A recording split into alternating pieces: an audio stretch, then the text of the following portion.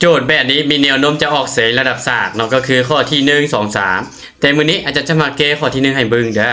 โจทย์ว่าจำนวนเต็นบวก n หารให้8เศษ1และหารให้กัน5เศษ2เนาะโจทย์หาค่าของ n อยู่ระหว่าง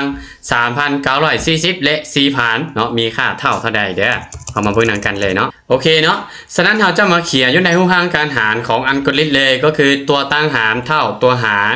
คูณผลหารบวกตัวเศษไหมบ่ตัวตั้งหารเราจะมีว่าตัวตั้งหารเป็น n เนาะหาร8 k บวก1ไม่บ่เศษ1และอยู่ในข้อนี้เราจะได้ตัวตั้งหารเป็น n เนาะหาร 5k เศษ2โอเคเนาะถ้าเราหาค่าของ n อยู่ระหว่างนี้แสดงว่าเราต้องไปหาตัวตั้งหารรวมเนาะตัวตั้งหารรวมของ2ตัวนี้ก็คือต้องเป็นของ n เท่ากับ40มาบวก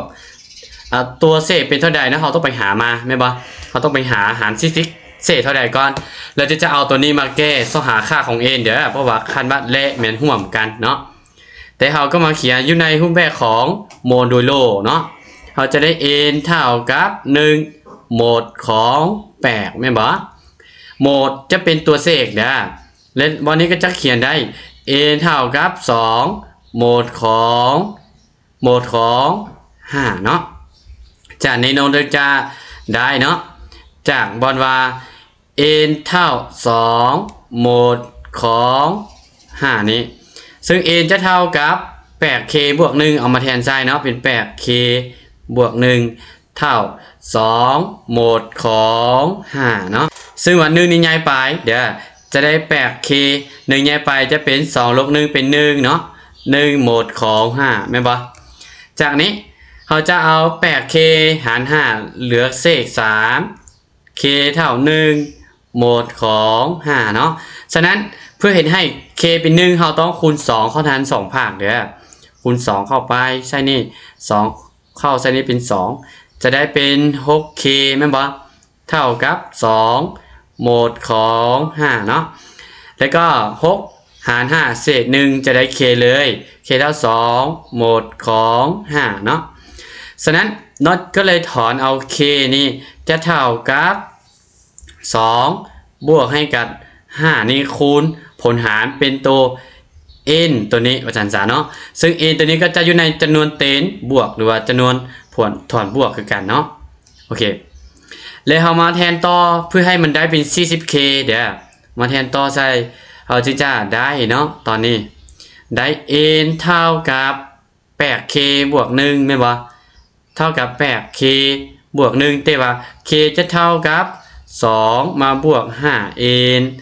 มาบวก1เนาะจะได้หา8 40n 2 8 16บวก1ก็กลายเป็น17เลยเนาะเราจะได้ตัวที่เราตั้งมาแล้วเนาะเราต้องมาหาตัวหารร่วมกันระหว่าง2ตัวนี้ก่อนถ้ามี3ตัวเดี๋ยวต้องหาตัวหารร่วมกันเนาะจากนี้แล้วนึกจะมาเบิ่งว่าต้องหา n อยู่ระหว่าง 3,940 ไปหา400ไปหา 4,000 แม่นบ่ตอนนี้เราจะมีเนาะว่า3940น้อยกว่าหรือเท่ากับ n และน้อยกว่าหรือเท่ากับ 4,000 เนาะ 4,000 เด้อแล้วจะเอามาแทนใส่3940น้อยกว่าหรือเท่ากับ40เนาะ n มาบวก17น้อยกว่าหรือเท่ากับ 4,000 แล้วเราก็ย้ายมาเนาะเราย้ายมาจะได้3940นี้ลบให้กับ17และ 4,000 ลบให้กับ17คือการไม่บอกน้องๆทุกคนและตอนนี้เราจะได้ตัวนี้มาเป็น3923เนาะน้อยกว่าหรือเท่ากับ40n และ 4,000 ลบให้กับ17เนาะจะได้3983เนาะเอามาหาร40ทาน2ภาคเนาะจะออกมาเป็น 87.075 น้อยกว่าหรือเท่ากับ n และตัวนี้จะเป็น 99 จุดเนาะ575แต่เนื่องจากว่า n ตัวนี้นอนอยู่ในจำนวนเต็นแม่นบ่